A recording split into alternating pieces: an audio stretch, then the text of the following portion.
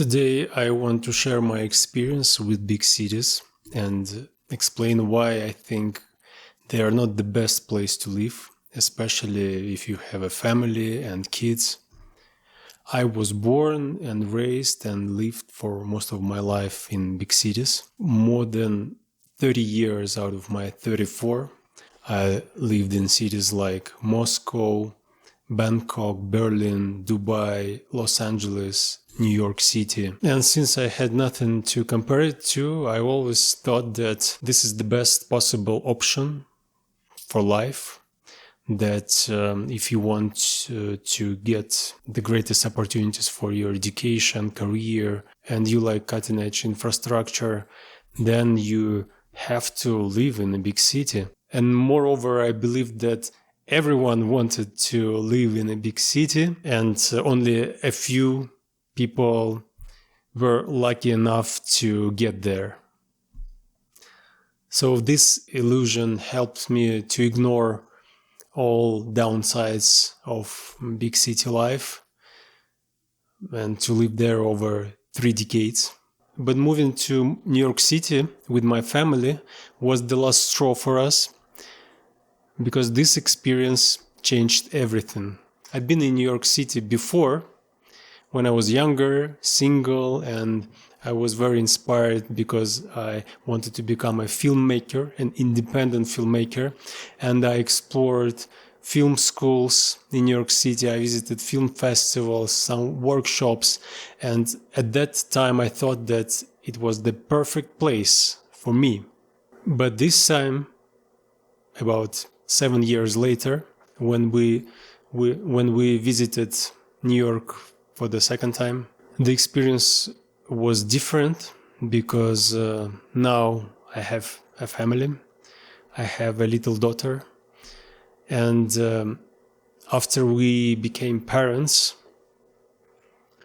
we noticed that our priorities began shifting. My focus now is more on safety, mental and physical health, and on raising our child in a good environment.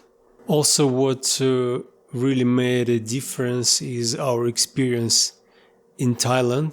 We spent about 1 year living in small islands and small villages in Thailand. These places were very calm, quiet, and full of nature. And after this experience, coming back to New York, it felt like a slap in the face.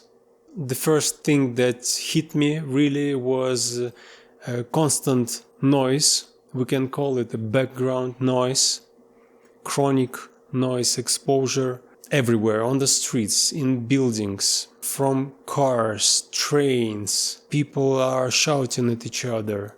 Even when you want to escape from it, for example, in a park or on a yoga class, you can hear these sounds in the background. And recently I gave a lecture on how sound and music affect our lives.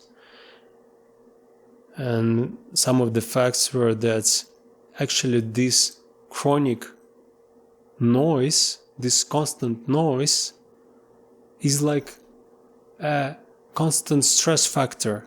And these sounds are stressful for adults and for kids, and especially for kids with their developing brains. And that's very funny because growing up in big cities, I always thought that this is a normal life, this is a real life, and this is how everyone lives. And for example, if you want some silence, you just take a break, go to a vacation, or to a beach resort or retreat center. You spend there 10 days in a silence, quiet place, charge your batteries, and then you're going back to a normal life, which is in a big city. But after spending a year in Thailand and being able to compare this quiet and slow pace of life with big city lifestyle, we realized that this chronic noise exposure is very detrimental. It's like living in a constant higher levels of stress. And we know that stress, if it's chronic, it can lead to dire consequences to your body, to your relationships. So I think the constant stress is the second big problem in cities, that everyone are rushing somewhere, everyone has their deadlines, busy minds, a lot of thoughts, a lot of emotions, tension in the body. It affects your relationships, it affects eventually your career, your health, everything. I think that human beings were not supposed to live in such stressful situations constantly. For a short term, maybe it can be useful.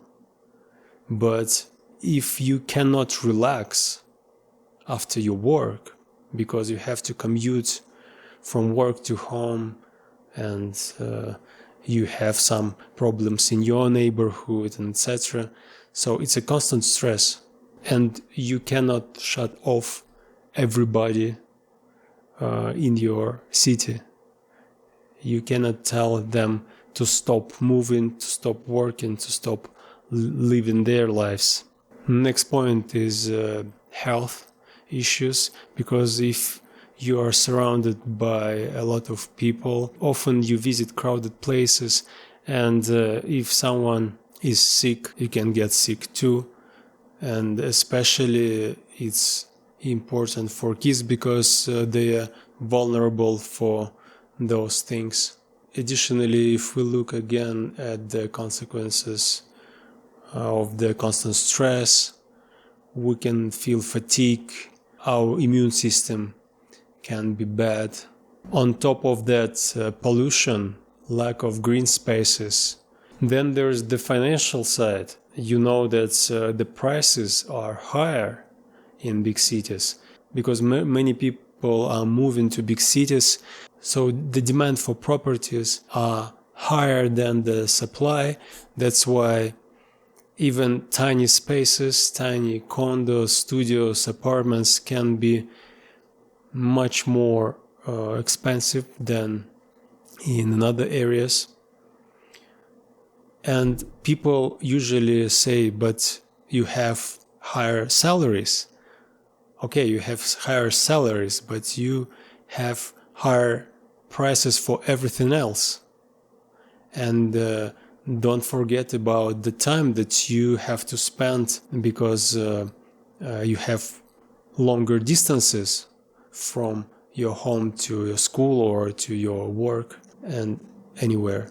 Next thing is, even if may sound counterintuitive, in big cities people have weaker connections and weaker relationships. Though you are surrounded by a lot of different people, I think that the lack of solitude, of privacy, leads to be more self-focused. And when I was in New York City, I noticed that people have, I can say it, a closed energy, like self-focused energy, like more introvert energy. Nothing is bad about introvert energy, but I felt that people are lonelier in big cities. And for example, if you have close friends and relatives and you live in different neighborhoods, you may wait for months and years to meet each other, because everyone has their own things to do. When you think that you need to spend 1 hour or 2 hours to get to your friend, you have to think about it in advance, and prior to meeting, like several months prior to meeting, you have to think about this time. Of course, if you have many people in the city and higher prices, eventually you come to the situation where even small spaces, tiny spaces, can be very expensive. For example, in New York City, you can rent a condo, a small studio for $2,000 to $3,000 per month, and at the same price you can rent in another areas or states 3-bedroom, 4-bedroom house with a yard. This is crazy because you get less value for higher price. And space for me is very important, because if you don't have enough space, it gives you more tension, more pressure, mental pressure, and even energetically, physically, you don't have privacy. And that's very funny that I was a fan of the Friends series when I was a kid, but I never asked myself why these 6 adults lived in one apartment. So it was a crazy idea. That's why I never asked this question. But then, of course, when we moved to New York City, we realized why. It's because of the prices, tiny places, tiny spaces, and people have to find co-living spaces and just rent a room. After living in big houses, it's crazy to think that you have to rent a room. And I know that even some families and couples rent just a room in an apartment, 2-bedroom apartment or 3-bedroom apartment or a townhouse, just a room for themselves. And I think that it's very unhealthy thing. Maybe when you are young, when you are a student, and you want to communicate with a lot of people, maybe it's a good environment to grow yourself. But as you grow older, no go. And the last point, overall, if you combine all these issues, what you get as the result is unfriendliness. In general, unfriendliness. People can shout at each other, people can be impatient. And of course, if there are many people that you intersect during the day, I think what I felt that you are becoming like a small piece in a big picture, and your worth as your value, your worth as a human being, as an individuality, it's like becoming less. You are like becoming less important. It can bring more tension between people, and you can feel less trust to each other. And I decided that no, I don't want my kid to grow up in this unfriendly environment. For somebody who like hustle and bustle of a big city and competitions, okay, you enjoy it, that's why it gives you more energy. But for us, we prefer more calm, peaceful atmosphere where we can work and improve ourselves in a very slow-paced way. Moreover, because I write books, I write music, and for me loud sounds and harsh words when people are shouting to each other, it's like the same. For me, it's very abusive. It's like a violence. For me, it's like a physical violence. And I cannot create something from my deepest intuition and creative state when I am surrounded with such a pressure. When you are afraid to go outside of your house. And I think the same is true for the children. Recently, I came across Thoreau's idea of new economics.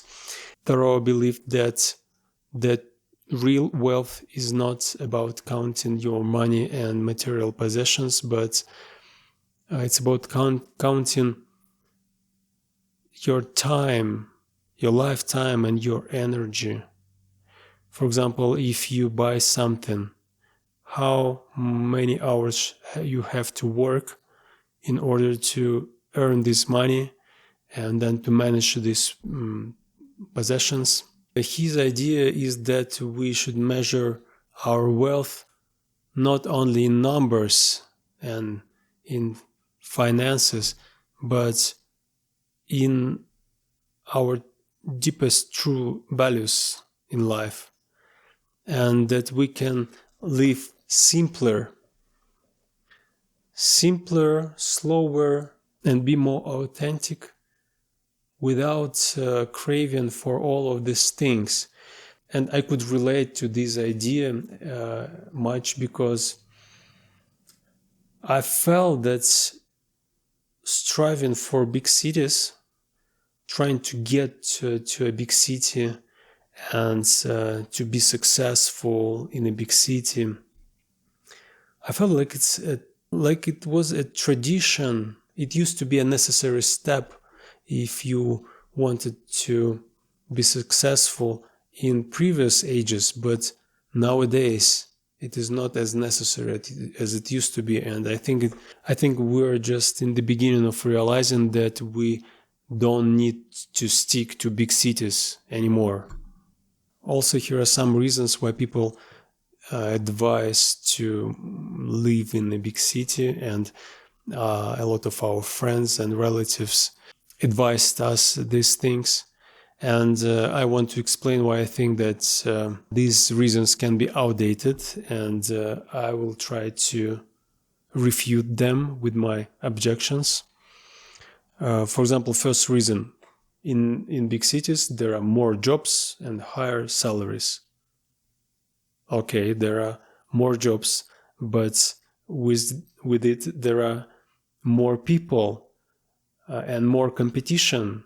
If you are ready to this competition, and if you want to compete, and every day you are motivated and energized to compete with others, to find your best spot in this career, okay, go for it. But for others, you need to realize that not all the jobs are with high salaries, and that well-paid job is not enough to lead a happy life, because people usually look at numbers of their salaries and property prices in big cities, but what they miss sometimes, and usually they miss, the price that you pay for your health, for the constant stress that you have in a big city.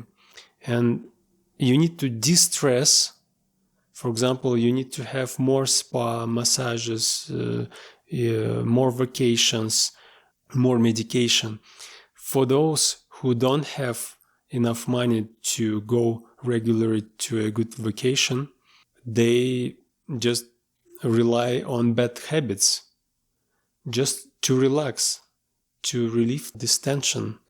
People do not understand that, yes, you go to a big city, you get a good job, you get a good salary, but then you spend this money on things that have higher prices and on things that helps you to balance your stressful life in a big city. And I think that the value of big city nowadays is overrated, that it's a crazy trend. It is like a mental trap that we believe that only big cities is a measure of success. Next reason, that in big cities you have good public transportation. Okay, you have good public transportation, but is it safe enough? First, it can be unsafe, and second, you have longer distances. You need to commute from your home to work or to your school at least half an hour or 2 hours. And commuting is not always fun. Sometimes it can be annoying to commute every day, an hour every day back and forth. I found an article about some statistics, how this time commuting from work to home and back can relate to our other aspects in our lives. For example, it was said that people who spend more than 45 minutes to commute from home to work or from work to home, they have more divorces and weaker relationships, and they feel less happier, less satisfied in life.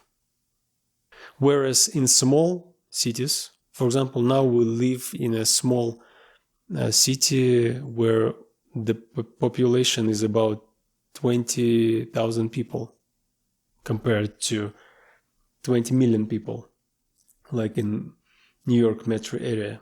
For 15 minutes, you can drive almost everywhere. Next point that people can say that, but in a big city, you have an access to everything. Okay, you have an access to everything, every community, every hobby, workshop, church, religion, everything. But at the same time, because these big cities have all these things, it attracts people with different values, different cultures, different energies.